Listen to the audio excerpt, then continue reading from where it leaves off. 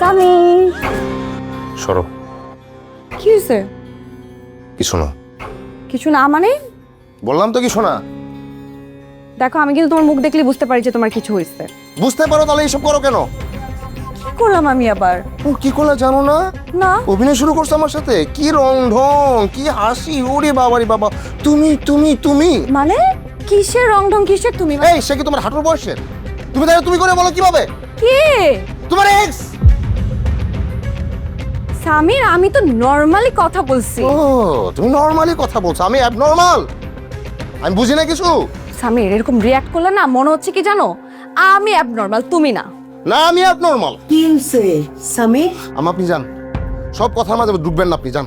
সামির এটা কেমন ব্যবহার? সামির, তোর আব্বা বাইচা নাই, আমি যতদিন বাইচা আছি সব কথার মধ্যে আমি ঢুকবো। কি হয়েছে খুলে বল আমারে। তা আপনি কথার মধ্যে ঢুকেন, আপনি নাক গলান, আমি যাই। সামির শুন। বৌমা আমি তো তোমাদের মা, আমি সবই বুঝতে পারি, আমারে সব কিছু ভাঙ্গে বলতে হবে না।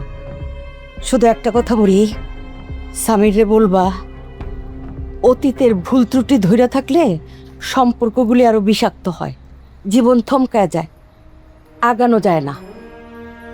আর তোমার শ্বশুর আর আমি যেই ভুল করছিলাম, তোমাদেরকে হারায় ফেলছিলাম। কিভাবে? সেই অতীতের ভুল ত্রুটিগুলি আমাদের কাছে বড় হয়ে দেখা দিছিল, হারায় ফেলছিলাম। তো আমি চাই না তোমরা দুইজন দুইজনকে হারায় ফেলো।